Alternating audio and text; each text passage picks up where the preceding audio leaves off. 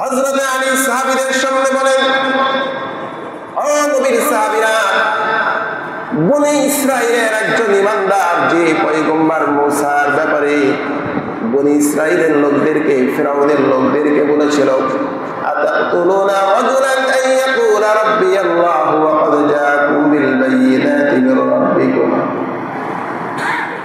মুসার জামানার ওই ঈমানদার তোমাদের কাছে শ্রেষ্ঠ না আল্লাহ নবীর জলিল কদর সাহাবী হযরতে আবু বকর শ্রেষ্ঠ? উপস্থিত সাহাবীরা চুপ হয়ে রইলেন, কেউ কোনো কথা বলেন না।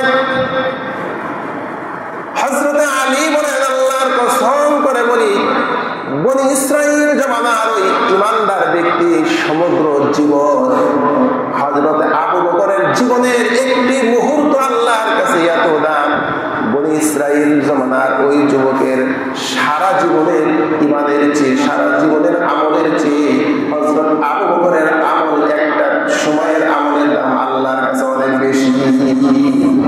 কারণ আমি দেখেছি বনি ইসরাইল জামানার ঈমানদার সে তার নিজের ঈমানকে গোপন রেখেছিল, হযরত আবু বকর নিজের ঈমানকে গোপন রাখে নাই।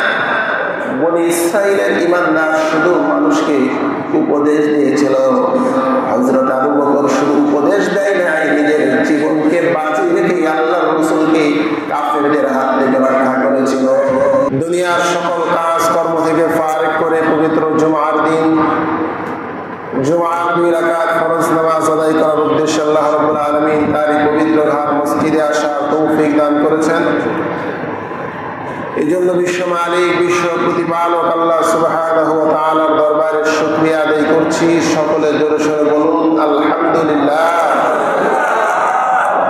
সম্মানিত হাজরিন, বিগত জুমায় আমরা নবী করিম সাল্লাল্লাহু আলাইহি ওয়াসাল্লামের মাক্কি জীবনের কিছু আলোচনা শুনতেছিলাম। আল্লাহ পাক রব্বুল আলামিন যদি তৌফিক দান করেন, তারই ধারাবাহিকতায় এই জুমায় কিছু আলোচনা করব। আমা তৌফিক ইল্লা বিল্লাহ। সুবহানাকা লা ইলমা লানা ইল্লা মা আল্লামতানা ইন্নাকা আনতাল আলিমুল হাকীম।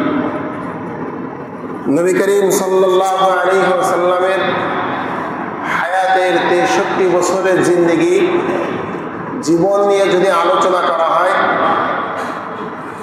বছর শেষ হয়ে যাবে, যুগ শেষ হয়ে যাবে, এরপরেও নবীজির জীবনী আলোচনা শেষ হবে না।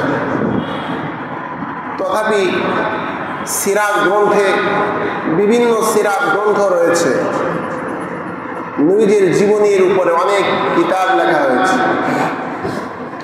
কোরআন হাদিসের আলোকে। এই সকল জীবনী গ্রন্থ থেকে যেহেতু জুমার দিন সময় সাপেক্ষে আলোচনা ভিন্ন ভিন্ন করার প্রয়োজন হয়, এই জন্য ধারাবাহিকতা বলতে একেবারে A to Z ধারাবাহিক আলোচনা করা এটা সময়ের কারণে সম্ভব নয়। আমরা সারা জীবন যে আলোচনায় শুনি, নবীজির আলোচনায় শুনি, কোরআনের আলোচনা শুনি, রাসূলের জীবনের আলোচনা শুনি, যে আলোচনা করতেছিলাম ধারাবাহিকভাবে কিছু বিশেষ বিশেষ আলোচনাগুলি সামনে আনার চেষ্টা করছি। প্রতিদিনের, প্রতি সপ্তাহের, প্রতি মাসের, প্রতি বছরের এভাবে যদি আলোচনা করা হয়, তাহলে বছর শেষ হয়ে গেলেও জীবনী আলোচনা শেষ হবে না। নবীজির সিরাত অগণিত অসংখ্য গ্রন্থ রয়েছে। সিরাতে মুস্তাফা আমার কাছে যেটা আছে 3 খণ্ডের, শুধু যদি এই 3 খণ্ড নিয়ে আলোচনা করি তাও প্রায় 1 বছর পার হয়ে যাবে। এই জন্য আলোচনার মধ্যে নবীজির জীবনের মধ্যে উল্লেখযোগ্য কিছু কিছু ঘটনা আপনাদের সামনে আলোচনা করার চেষ্টা করছি। আল্লাহ পাক যেন তৌফিক দান করেন, সকলে বলেন আমিন। আজকে আমরা কালিমাওয়ালা মুসলমান হয়েছি, ইসলাম পেয়েছি, কোরআন পেয়েছি, এই যে এত সুন্দর মসজিদে এসে 2 রাকাত সালাত আদায় করছি শান্তিতে।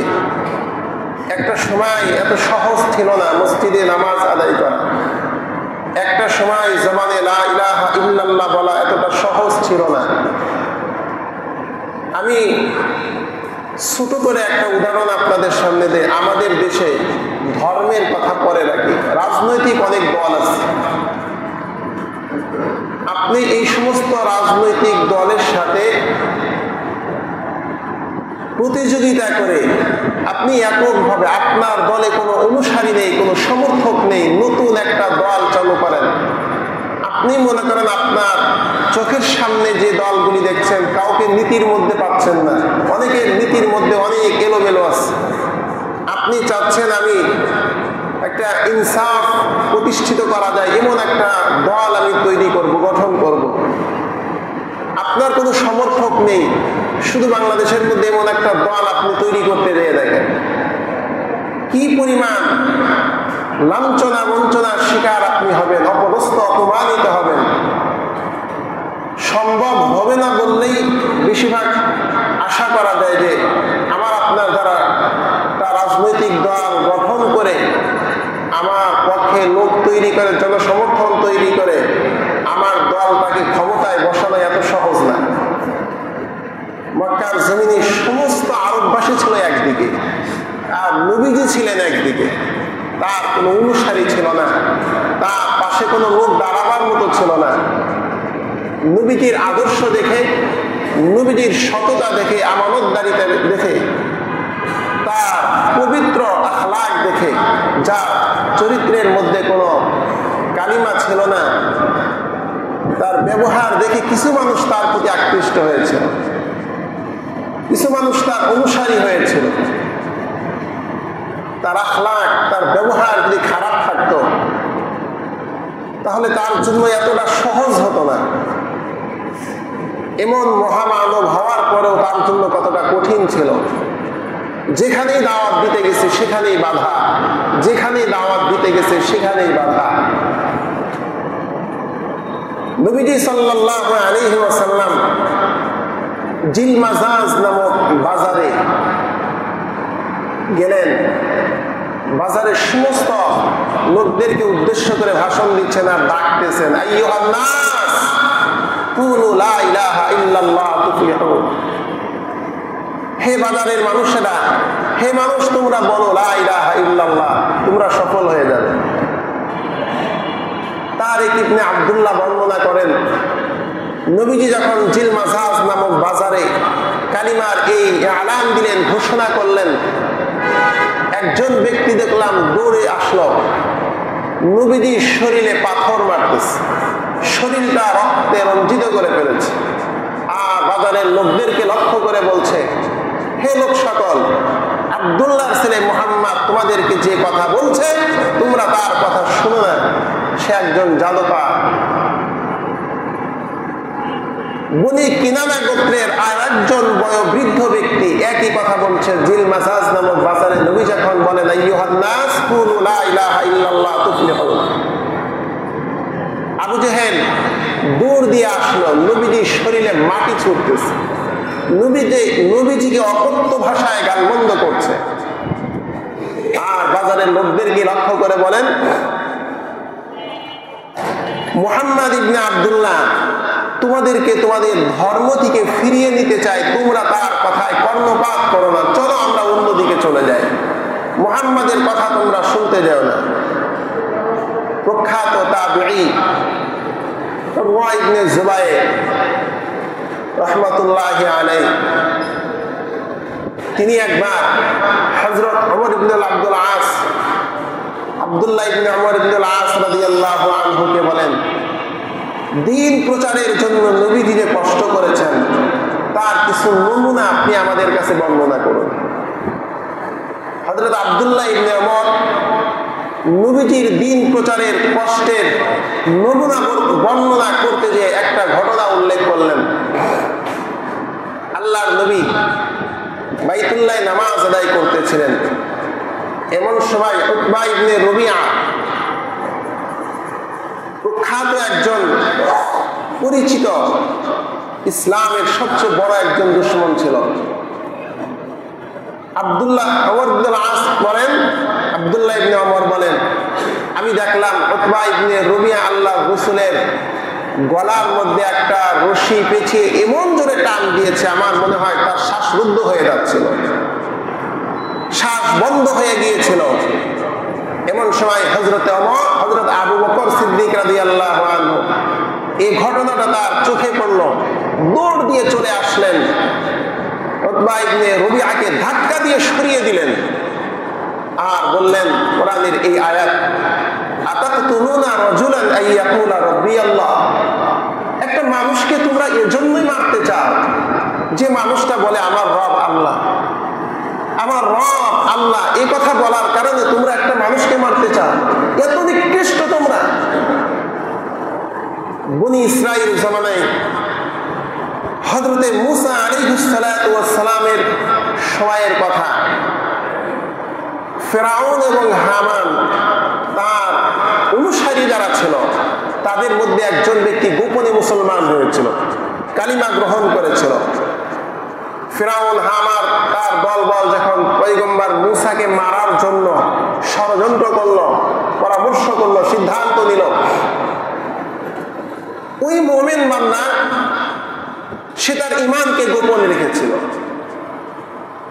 ফেরাউনের অনুসারীদেরকে লক্ষ্য করে বলেন, ওয়াকালা রাজুলুম মুমিন মিন আলি ফিরআউনা ইয়াকতুমু ঈমানাহু আতাকতুলুনা রাজুলান আন ইয়াকুলা রাব্বি আল্লাহ ওয়া ক্বাদ জাআকুম বিল বায়িনাতি মির রাব্বিকুম। ঈমানদার ব্যক্তি বলতেছেন যে তার ঈমানকে গোপনে রেখেছিল, যে তোমরা একজন ব্যক্তিকে এজন্য মারতে চাও যে বলে আমার রব আল্লাহ, অথচ তার রব আল্লাহ এই ব্যাপারে তিনি যথেষ্ট পরিমাণ প্রমাণ আদি নিয়ে তোমাদের সামনে উপস্থিত হয়েছে। যদি সে তার কথায় মিথ্যাবাদী হয়, এর দোষারোপ, এর দায়ভার তার নিজের উপরে পড়বে।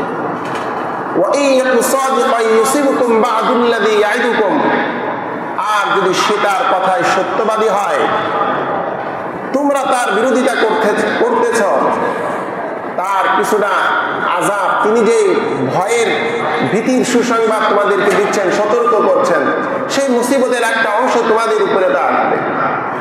ইন্নাল্লাহা লা ইয়াহদি মান হুয়া মুসরিফুন কাযযাব। আল্লাহ রাব্বুল আলামিন বলেন, কোন অহংকারী, কোন মিথ্যাবাদী, এদেরকে আল্লাহ তাআলা কখনো হেদায়েত দেন না। যারা খারাপ, যারা মিথ্যাবোধ করে, আল্লাহ পাক তাদেরকে হেদায়েত দেন না। এই ঘটনাটা পয়গম্বর হযরত আলী রাদিয়াল্লাহু আনহু যখন খেলাফতের মসনদে বসেন, জুমার দিন খুতবা দিচ্ছেন, সমবেত সাহাবীদেরকে লক্ষ্য করে বলেন, ও সাহাবীরা,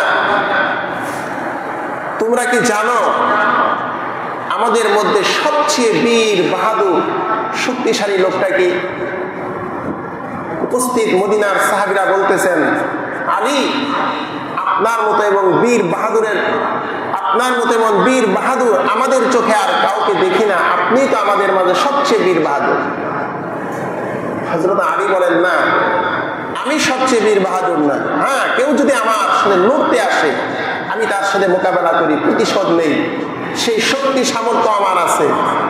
তবে আমাদের মধ্যে সবচেয়ে শক্তিশালী ছিল, বীর বাহাদুর ছিল হযরত আবু বকর সিদ্দিক। হযরত আলী বলেন, এমন একটা সময় আমরা পার করেছি যখন নবীজি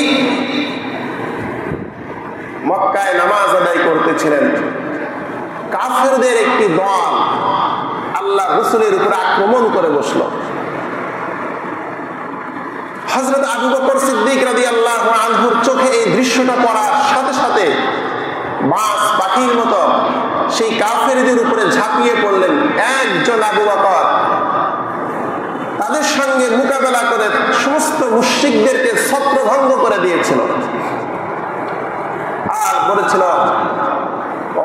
ওয়াইলুল লাকুম আতাকতুলুনা রাজুলান আন ইয়াকুলা রাব্বি আল্লাহ। ধ্বংস হও তোমরা, এই কারণেই কি একটা মানুষকে মারতে চাও যে বলেছে আমার রব আল্লাহ? তার অপরাধ কি শুধু এতটুকুই যে সে বলেছে আমার রব আল্লাহ? এই কথা বলে হযরত আলী মসজিদে নববীর মিম্বারে অঝোর নয়নে কাঁদতেছেন আর বললেন, ওই দিনটা এত সহজ ছিল না নবীজির উপরে যখন কাফের মুশরিকরা আক্রমণ করতেছিল, আমি আগেও দেখতেছিলাম, অনেক সাহাবীও দেখতেছিল, পরিস্থিতি এমন ছিল নবীজিকে বাঁচাতে যাব সেই সাহস আমাদের হচ্ছিল না। প্রকাশ্যে নবীকে মারতেছিল, কিন্তু আমরা তাকে রক্ষা করতে যাব সেই সাহস, সেই পরিবেশ, সেই সুযোগ আমাদের ছিল না। এই নাজুক পরিস্থিতির মধ্যে হযরত আবু বকর ঝাঁপিয়ে পড়লেন, কাফেরদের হাত থেকে আমার রাসূলকে রক্ষা করেছেন। হযরত আলী সাহাবীদের সামনে বলেন, ও নবীর সাহাবীরা, বনী ইসরাইলের একজন ঈমানদার যে পয়গম্বর মুসার ব্যাপারে বনী ইসরাইলের লোকদেরকে, ফিরাউনের লোকদেরকে বলেছিল, আতাতুলুনা রাজুলান আন ইয়াকুলা রাব্বি আল্লাহু ওয়া ক্বাদ জাআকুম বিল বায়িনাতি মির রাব্বিকুম। মুসার জামানার ওই ঈমানদার তোমাদের কাছে শ্রেষ্ঠ না আল্লাহ নবীর জলিল কদর সাহাবী হযরতে আবু বকর শ্রেষ্ঠ? উপস্থিত সাহাবীরা চুপ হয়ে রইলেন, কেউ কোনো কথা বলেন না। হযরতে আলী বলেন, আল্লাহর কসম করে বলি, বনী ইসরাইল জামানার ওই ঈমানদার ব্যক্তি সমগ্র জীবন হযরতে আবু বকরের জীবনের একটি মুহূর্ত আল্লাহর কাছে এত দাম, বনী ইসরাইল জামানার ওই যুবকের সারা জীবনের ঈমানের চেয়ে, সারা জীবনের আমলের চেয়ে হযরত আবু বকরের আমল, একটা সময়ের আমলের দাম আল্লাহর কাছে অনেক বেশি। কারণ আমি দেখেছি বনী ইসরাইল জামানার ঈমানদার সে তার নিজের ঈমানকে গোপন রেখেছিল। হযরত আবু বকর নিজের ঈমানকে গোপন রাখে নাই। বনী ইসরাইলের ঈমানদার শুধু মানুষকে উপদেশ দিয়েছিল। হযরত আবু বকর শুধু উপদেশ দেয় নাই, নিজের জীবনকে বাঁচিয়ে রেখে আল্লাহর রাসূলকে কাফেরদের হাত থেকে রক্ষা করেছিল। ওই ঈমানদার আর আবু বকর এক নয়। হযরত আবু বকরের ইসলামের জন্য কেমন ত্যাগ ছিল। হযরত আবু বকর ইসলামের সূচনাকালে যখন দেখতেন গরীব কিছু শ্রেণীর ঈমানদারদেরকে, গোলাম শ্রেণীর ঈমানদারদেরকে কাফের মুশরিকরা চরমভাবে তাদের উপরে ক্ষিপ্ত হয়ে তাদের উপরে নানা ধরনের নির্যাতন চালিয়ে দিত, হযরত আবু বকর নিজের অর্থ খরচ করে ওই সকল নির্যাতিত গোলামগুলিকে ক্রয় করে করে আজাদ করে দিতেন। হযরত আবু বকরের বাবা আবু কুহাফা বললেন, আবু বকর, আমি তো তোমাকে দেখছি একেবারে দুর্বল কিছু মানুষ, কিছু গোলামকে তুমি আজাদ করে আনছো, টাকা দিয়ে কিনে কিনে তাদেরকে আজাদ করে দাও। হযরত আবু বকর বলেন, বাবা, আমি গোলাম শ্রেণীর মানুষদেরকে আমি কিনে কিনে আজাদ করি, আমার একটা উদ্দেশ্য আছে, আমি আমার উদ্দেশ্যে সফল হয়ে যাব। বাবা বললেন, তুমি তো যদি শক্তিশালী যুবক বীর পালোয়ান গোলামদেরকে আজাদ করতে, এরা তো তোমার কাজে আসতো। হযরত আবু বকর বলেন, বীর পালোয়ান যুবকদেরকে শক্তিশালী গোলাম আজাদ করা আমার মাকসাদ না। ঈমান গ্রহণ করার কারণে যারা নির্যাতিত হয়েছে, নিষ্পেষিত হয়েছে, এই সকল গোলাম শ্রেণীর মানুষদেরকে আমি আমার নিজের অর্থ দিয়ে ক্রয় করে করে তাদেরকে আজাদ করেছি। আমার একটা উদ্দেশ্য আছে, আল্লাহর সন্তুষ্টি করা। আমার আমলে যেন আমার রব খুশি হয়ে যায়। আল্লাহ রাব্বুল আলামিন এই কারণে কোরআনে কারীমের মধ্যে বলেন, ফাআম্মা মান তাগা ফাআম্মা মান আ'তা ওয়াত্তাকা ওয়া সাদ্দাকা বিল হুসনা ফাসানুয়াসসিরুহু লিল লিসা ওয়া আম্মা মান বাখিলা ওয়াস্তাগনা ওয়া কাযযাবা বিল হুসনা ফাসানুয়াসসিরুহু লিল উসরা। আল্লাহ পাক বলেন, যদি কেউ দান করে, আম্মা মান আ'তা ওয়াত্তাকা, পরহেজগারিতা অবলম্বন করে, ওয়া সাদ্দাকা বিল হুসনা, যেটা উত্তম জিনিসটাকে তারা যদি গ্রহণ করে, ফাসানুয়াসসিরুহু লিল ইসরা, আল্লাহ বলেন আমি তাদের জন্য একটা পথ সহজ করে দেব, সেই পথ হলো জান্নাত প্রাপ্তির পথ। বলেন সুবহানাল্লাহ। ওয়া আম্মা মান বাখিলা ওয়াস্তাগনা, আর এই সকল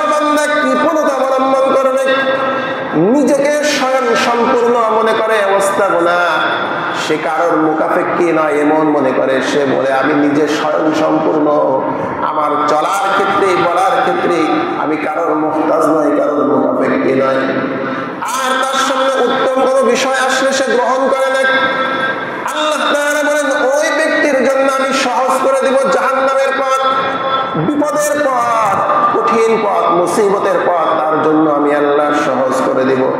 وسنيسره للعسرى وما يغني عنه ماله إذا تردى। আল্লাহ তাআলা বলেন ওই ব্যক্তির সম্পদ সেদিন কোনো কাজে আসবে না যেই দিন ওই বান্দা বিপদে পড়ে যাবে। মা يغني عنه ماله إذا تردى إن علينا للهدى وإن لنا للآخرة والأولى فأنذرتكم نارا تلظى لا يصلاها إلا الأشقى الذي كذب وتولى وسيجنبها الأتقى الذي يؤتي ماله يتزكى وما لأحد عنده من نعمة تجزى। এই আয়াতগুলির শেষে আল্লাহ তাআলা বলেন আমার ওই সকল বান্দা যারা মানুষকে দান করে, যারা দান সদকা করে একমাত্র নিজের আত্মশুদ্ধির জন্য, অন্তর পরিষ্কারের জন্য। ওয়া লি আহাদিন ইনদাহু মিন নি'মাতিন তুজজা, কেউ কারোর কাছ থেকে কোনো উপকারের বিনিময় হিসাবে স্বার্থের জন্য কোনো দান করে না, একমাত্র নিজের আত্মশুদ্ধির জন্য দান করে। আল্লাহ তাআলা বলেন ওই সকল বান্দা একমাত্র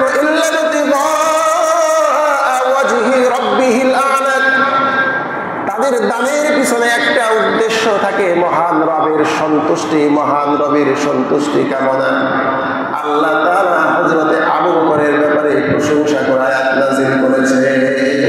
হযরত আবু বকর ওই সময়ের সিরাতের কিতাবে পড়েছি প্রায় 40,000 দিরহাম, আজ থেকে 1450 বছর 1500 বছর পূর্বের কথা, 40,000 দিরহাম ইসলামের পথে হযরতে আবু বকর খরচ করেছিলেন। কাফির মুশরিকরা যখন দেখে কোনোভাবেই মুহাম্মাদের মিশন দমন করা যায় না,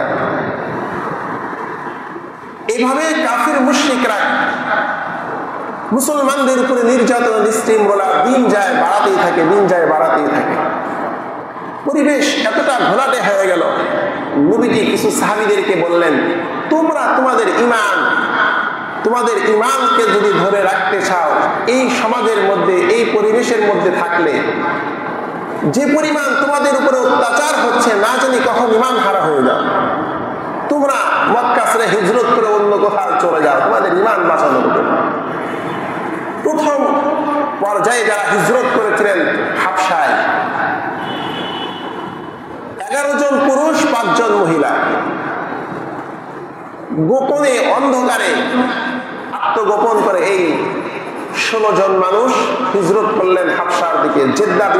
জেদ্দায় যখন পৌঁছলেন সেখানে হাবশার ওইদিকে ব্যবসায়ী 2টা জাহাজ ছিল, সেই জাহাজে তারা উঠে চলে গেলেন হাবশায়।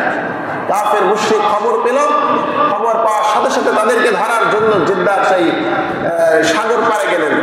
যাওয়ার পরে দেখে সাগরের জাহাজ ছেড়ে দিয়েছে, তাদেরকে আর ধরতে পারে নাই। কিছুদিন পরে তারা কোনো একটা সংবাদ তাদের কাছে পৌঁছেছে, মক্কার সমস্ত মানুষ কালিমা পড়ে মুসলমান হয়ে গেছে। এই কথা শুনে হিজরতকারী সাহাবীরা আনন্দে আত্মহারা হয়ে চিন্তা করলেন এখন তো আমাদের দেশ নিরাপদ হয়ে গেছে। তারা সকলেই দেশে ফিরে আসলেন। আসার পরে দেখলেন আমরা যে খবর শুনেছি আমাদের খবরটা মিথ্যা খবর ছিল। এখন তারা মক্কায় কিভাবে প্রবেশ করবে? গোপনে গোপনে, আবার কেউ তার আত্মীয় স্বজনের ছত্র ছায়ায় আত্মগোপনে তারা কিছুটা বসবাসের একটা অবস্থা তৈরি করে নিল। কাফের মুশরিকদের অত্যাচার কমে না। নবীজি এবার অনেক সাহাবীদেরকে ডাক দিয়ে বললেন তোমরা তোমাদের ঈমান বাঁচানোর জন্য তোমরা আবার হিজরত করো। কোথায় হিজরত করবো ইয়া রাসূলুল্লাহ? তোমরা হাবশায় হিজরত করো। 86 জন পুরুষ 16 জন নারী দ্বিতীয়বার আবার হিজরত করলেন হাবশার উদ্দেশ্যে নিজেদের ঈমান রক্ষা করার জন্য। কাফের মুশরিকরা যখন খবর পেল মুহাম্মাদের অনুসারী অনেক মুসলমান হিজরত করে মদিনায় হাবশায় চলে গেছে, সেখানে যারা সুন্দরভাবে আমল করতেছে, তারা ইসলাম ধর্ম অনুযায়ী নিজের জীবন পরিচালনা করতেছে। কাফেররা শত্রুতাই করে 2 জন ব্যক্তিকে প্রতিনিধি হিসাবে তাদের কাছে পাঠিয়ে দিল। আব্দুল্লাহ ইবনে রবিআ, আমর ইবনুল আস, এই 2 জন ব্যক্তি হাবশার বাদশার দরবারে গেল। কাফেরদের পক্ষ থেকে কিছু ঘুষ, কিছু উপঢৌকন নিয়ে তাদেরকে পেশ করার জন্য বলা হলো। এই উপহার বাদশাকে তার দরবারে পেশ করলে তার কাছে আমাদের বক্তব্যগুলি সুন্দর করে সাজিয়ে গুছিয়ে বলবে, তারা যেন মুসলমানদেরকে আমাদের হাতে ফিরিয়ে দেয়। তাদের সিদ্ধান্ত অনুযায়ী আস ইবনে ওয়াইল, তাদের সিদ্ধান্ত অনুযায়ী আমর ইবনুল আস, আব্দুল্লাহ ইবনে রবিআ 2 জন চলে গেলেন মক্কার থেকে কিছু উপঢৌকন নিয়ে নাজ্জাশী বাদশাহ, হাবশার বাদশাহ মন্ত্রী পরিষদের সামনে এই উপঢৌকন পেশ করলেন আর বললেন, আমাদের দেশ থেকে কিছু মানুষ পালিয়ে এসেছে, তাদেরকে আমাদের কাছে ফিরিয়ে দেন এবং আমাদের কাছে ফিরিয়ে দেওয়ার ব্যাপারে তাদের সঙ্গে কোনো পরামর্শ করতে দেন না, তাদের কাছে কোনো কথা জানতেও দেন না। কারণ এরা জানতো সাহাবীদের কাছে যদি কিছু প্রশ্ন করে, কিছু জানতে চায়, তাদের কথা শুনলে হয়তো তাদেরকে আর ফিরিয়ে দিবে না। ঘুষ পেয়ে মন্ত্রী পরিষদবর্গ সন্তুষ্ট হলেন, ফিরিয়ে দেওয়ার ইচ্ছা প্রকাশ করলেন। বাদশার সামনে যখন তাদের সমস্ত কথাগুলি খুলে বললেন, বাদশা বললেন, না, আমার রাজ্যে যারা আশ্রয় নিয়েছে তাদেরকে যদি ফিরিয়ে দিতে হয়, তাদের কাছেও আমি কিছু মতামত শুনবো, তাদের কিছু কথা শুনবো, এরপরে যদি মনে করি তাদেরকে ফিরিয়ে দেওয়া দরকার ফিরিয়ে দিব। বাদশার পক্ষ থেকে মুসলমানদের কাফেলাকে আহ্বান করা হলো। মুসলমানরা যখন শুনতে পারলো বাদশা আমাদেরকে ডাক দিয়েছে, রাজ দরবারে তলব করেছে, চিন্তিত হয়ে গেল।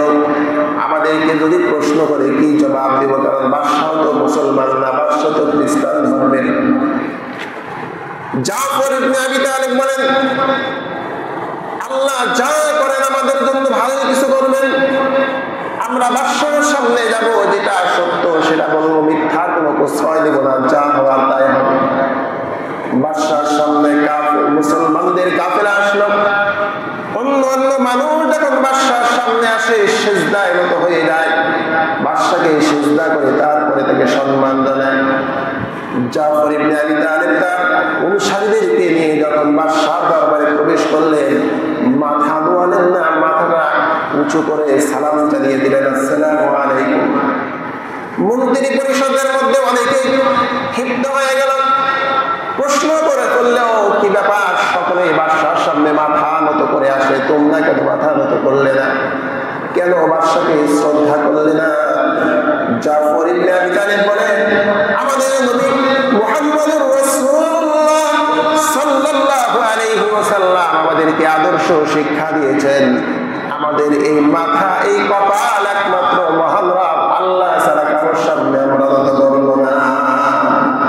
আমাদের নবী, আমাদের নেতা, তার সামনেও যখন আমরা যাই আসসালামু আলাইকুম বলে সম্মান জানাই, মাথা নত করি না। বাদশা এবার বলছেন, তাহলে বলো, তোমরা তো পৌত্তলিক ধর্ম ছেড়ে দিয়েছ, খ্রিস্টান ধর্ম তোমরা গ্রহণ করো নাই, নতুন কোন আদর্শ তোমরা মানো? জাফর ইবনে আবি তালিব বলেন, বাদশা, আমরা একটা সময় বড় খারাপ জাতি ছিলাম, জিনা করেছি, মানুষ হত্যা করেছি, জীবন্ত কন্যা সন্তান হত্যা করেছি। সমাজের মধ্যে এমন অন্যায় নাই, এমন কোন খারাপ কাজ নাই যে কাজ আমাদের দ্বারা হয় নাই। শুরুতে আমরা মানুষ ছিলাম, আদর্শে আমরা পশু ছিলাম, প্রাণী ছিলাম। বাদশা, আল্লাহ তাআলা আমাদের জন্য একজন নবী প্রেরণ করেছেন, যিনি আমাদেরকে শিষ্টাচার শিক্ষা দিয়েছেন, আদর্শ শিক্ষা দিয়েছেন, আখলাক শিক্ষা দিয়েছেন। আমরা তার আদর্শে মোহিত হয়ে কালিমা পড়ে মুসলমান হয়েছি, তার ধর্ম গ্রহণ করেছি। বাদশা, আমরা মুহাম্মাদের আদর্শের উপরে রয়েছি, এক আল্লাহ ছাড়া কারোর কথা মানি না, কারোর সামনে মাথা নত করি না। বাদশা এবার জানতে চাইলেন, মুহাম্মদ তোমাদের কাছে যে ওহী নিয়ে আসে, তোমাদের কাছে যে বাণী নিয়ে এসেছে, সে বাণীর কিছু কি তোমাদের স্মরণ আছে? তোমাদের সামনে এই কোরআনের আয়াতগুলি পড়ে পড়ে শোনায়, এই কোরআনের আয়াত কি তোমাদের স্মরণ আছে? থাকলে আমাকে তোমরা একটু তেলাওয়াত করে শোনাও। জাফর ইবনে আবি তালিব সূরা মারইয়াম থেকে তেলাওয়াত করলেন,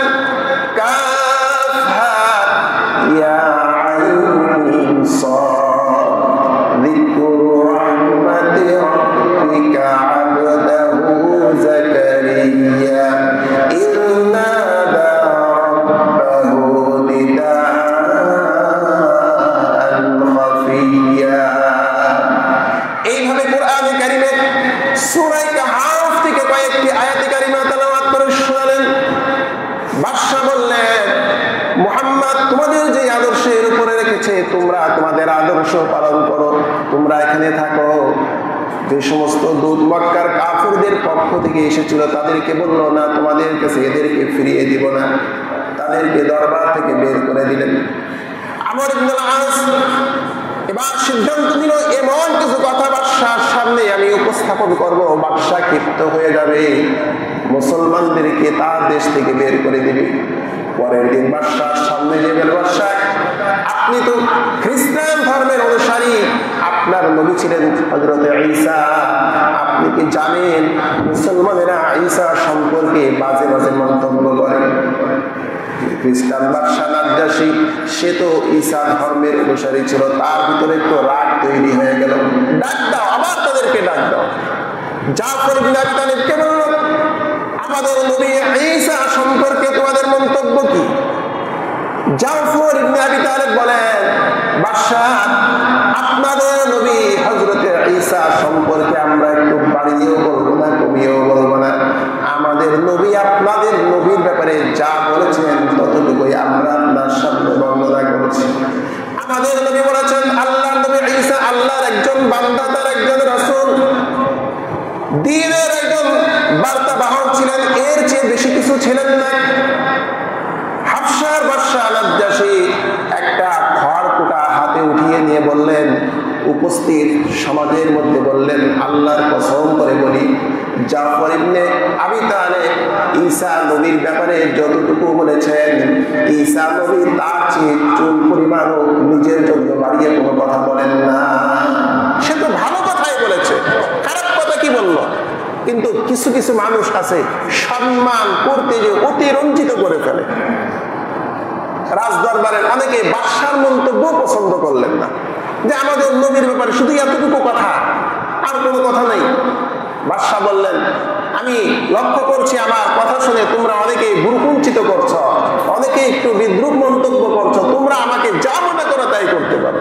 কিন্তু বাদশা বলেন, আমার নবীর ব্যাপারে, ঈসা নবীর ব্যাপারে আল্লাহ এতটুকুই বলেছেন, এর চেয়ে বেশি বলেন নাই। উনি একজন আল্লাহর বান্দা ছিলেন, উনি একজন নবী ছিলেন, একজন রাসূল ছিলেন, এর চেয়ে বেশি কিছু ছিলেন না। বাদশা এবার মুসলমানদেরকে বললেন, আমার শহরে তোমরা নিরাপদে বসবাস করো, আমি কখনো শত্রুদের হাতে তোমাদের ছেড়ে দিব না। জাফর ইবনে আবি তালিব বলেন, বাদশা যারা আমাদেরকে ফিরিয়ে নেওয়ার জন্য এসেছে আপনি তাদের কাছে একটু প্রশ্ন করেন, জানেন আমরা কি মক্কার কোন ব্যক্তির গোলাম যে আমরা মালিকের কাছ থেকে পালিয়ে এসেছি? আমরা কি মক্কার মধ্যে কোনো মানুষ হত্যা করেছি, হত্যা করে আমরা পালিয়ে এসেছি? আমরা কি কোনো সন্ত্রাসী কর্মকাণ্ড করে কারণ সম্পদ আত্মসাৎ করে পালিয়ে এসেছি? বাদশা আমর ইবনে আজকে বললেন যে তিনটি কথা বলেছে, এই সমস্ত কোনো কাজ করে কি তারা পালিয়েছে? না বাদশা, তারা এমন কোনো কাজ করে নাই, শুধু ধর্ম পরিবর্তন করেছে। বাদশা বললেন, যাও তোমরা ফিরে যাও, তোমাদের সঙ্গে মুসলমানদেরকে ফিরিয়ে দেওয়া হবে না। আমার ভাইয়েরা, সিরাতের কিতাবের মধ্যে পড়েছি, যখন আল্লাহর হাবিব সাল্লাল্লাহু আলাইহি ওয়াসাল্লাম হিজরত করে মদিনায় চলে যান, হাবশার এই মুসলমানেরা যখন হিজরত করে মদিনায় রওনা দেন, হাবশার বাদশা নাজ্জাশী মুসলমান কাফেলাকে ডাক দিলেন আর তাদেরকে পর্যাপ্ত পরিমাণ উপঢৌকন দিলেন, হাদিয়া দিলেন। মদিনায় পৌঁছানোর জন্য তাদের সঙ্গে সফর সঙ্গী দিয়ে দিলেন। আর হাবশার বাদশা মুসলমানদেরকে লক্ষ্য করে বলেন, ও নবীর সাহাবীরা, তোমাদেরকে যে হাদিয়া, যে উপঢৌকন, উপহার আমি বাদশার পক্ষ থেকে দিয়েছি, তোমরা মদিনায় হিজরত করে যাওয়ার পরে মুহাম্মদকে এই কথাগুলি বলবে, সাথে সাথে আমার পক্ষ থেকে এই ঘোষণাটা দ্বীনের নবীকে জানিয়ে দিও, আমি বলেছি আশহাদু আল্লা ইলাহা ইল্লাল্লাহ ওয়া আশহাদু আন্না মুহাম্মাদান আবদুহু ওয়া রাসূলুহু। আমি নিজেও মুসলমান হয়ে সেই আখিরি জামানার নবী মুহাম্মদ ইবনে আব্দুল্লাহ প্রতি ঈমান এনেছি, বলেন সুবহানাল্লাহ। আমার ভাইরা, কাফের মুশরিকরা লক্ষ্য করলেন, হাবশা হিজরত করে যারা চলে গেছে, নিরাপদ হয়ে গেছে, সেখানে তারা স্বাধীনভাবে আমল করছে, নতুন ধর্ম পালন করছে। এদিকে ইসলামের সবচেয়ে কঠিন শত্রু ছিল ওমর ইবনে খাত্তাব, সেও মুসলমান হয়ে গেছে, হযরতে হামজাও মুসলমান হয়ে গেছে। দিন দিন মুসলমানদের দল ভারী হচ্ছে, কাফের মুশরিকদের মাথা খারাপ হয়ে গেছে। কোনোভাবেই মুহাম্মাদের মিশন বন্ধ করা যায় না। কাফের মুশরিকেরা কুরাইশের বড় বড় নেতারা বিভিন্ন শাখা প্রশাখার নেতাদেরকে এনে এবার তারা বৈঠক করলো, না মুহাম্মাদকে তো কোনোভাবেই আমরা ফেরাতে পারি না, আসো আমরা সকলে মিলে এই সিদ্ধান্তের উপরে ঐক্যবদ্ধ হই, সিদ্ধান্ত নিয়ে নেই আজকের পর থেকে বনি হাশিম গোত্র, বনি আব্দুল মুত্তালিব গোত্রের সঙ্গে আমাদের উঠা বসা লেনদেন সমস্ত কার্যকলাপ আমরা চিরতরে বন্ধ করে দিব। তাদের সাথে আমাদের ছেলে সন্তানের বিবাহ শাদী বন্ধ, লেনদেন ব্যবসা বাণিজ্য বন্ধ, কথাবার্তা বন্ধ, এক প্রকার তাদেরকে অবরুদ্ধ করে রাখা হবে, বয়কট করে রাখা হবে। তাদের সঙ্গে কেউ কোনো সম্পর্ক রাখতে পারবে না। এই ব্যাপারে সিদ্ধান্ত হলো, একটা নীতিমালা লেখা হলো, সকলে সেখানে সমর্থন জানালো। এই লিফলেটটা বাইতুল্লাহ চত্বরে টানিয়ে দিল। আবু তালিব মনে মনে চিন্তা করলেন, তারা সমস্ত জাতি একজোট হয়ে গেছে আমাদের বিরুদ্ধে, আমাদেরকে শায়েস্তা করার জন্য, আমাদের সঙ্গে খারাপ ব্যবহার করার জন্য। আবু তালিব তখন তার গোত্রীয় যত মানুষ ছিল, মুসলিম অমুসলিম সকলকে ডাক দিলেন। ডাক দিয়ে বললেন, তোমাদের বংশীয় ছেলে মুহাম্মদ ইবনে আব্দুল্লাহর উপরে যা তোমাদের শত্রুতাই করা হচ্ছে, তোমরা তাকে সাহায্য করো, তার পাশে তোমরা দাঁড়াও, চলো আমরা নিরাপদ একটি জায়গায় আশ্রয় গ্রহণ করি। সে আবু তালিব পাহাড়ি গিরিপথের একটা জায়গায় সেখানে আশ্রয় নিল। মুসলিম অমুসলিম মুহাম্মদকে যারা অনুসরণ, যাকে ভালোবেসেছে, তার বংশীয় লোক তাকে সহযোগিতা করেছে। শুধু একজন ব্যক্তি সেখান থেকে মুখ ফিরিয়ে নিয়েছিল, আবু লাহাব। আল্লাহ হাবিব সাল্লাল্লাহু আলাইহি ওয়াসাল্লাম সেই আবু তালিবের মধ্যে 3 বছর কাফের মুশরিকরা তাদেরকে অবরুদ্ধ করে রেখেছিল। সিরাতের কিতাবের মধ্যে আসে তাদের সঙ্গে ব্যবসায়ী বাণিজ্য সমস্ত লেনদেন বন্ধ। দোকানে কেনাকাটা করতে গেলে তাদের কাছে মাল বিক্রি করে না, বাহিরের থেকে কেউ মাল নিয়ে আসলে তাদের কাছে বিক্রিও করতে দেয় না। গোপনে গোপনে কেউ যদি একটু সহযোগিতা করে তাদের আত্মীয় স্বজন, সেখানেও বাধা, সেখানেও বিরোধিতা। খাদ্যের অভাবে ছোট শিশুরা, নারীরা এত আর্তনাদ করেছে, চিৎকার করেছে, বহুদূর থেকে তাদের কান্নার আওয়াজ মানুষ শুনতে পাইত। সিরাতের কিতাবে লেখা যে আবু তালিবের মধ্যে মানুষ ক্ষুধার যন্ত্রণায় খাবার না পেয়ে গাছের পাতাগুলি তারা ছেড়ে ছেড়ে খেয়েছে, উটের চামড়াগুলি তারা খেয়ে ফেলেছে। অনেক সময় এমন এমন খাদ্য খেয়েছে যেগুলি মানুষের খাবার না,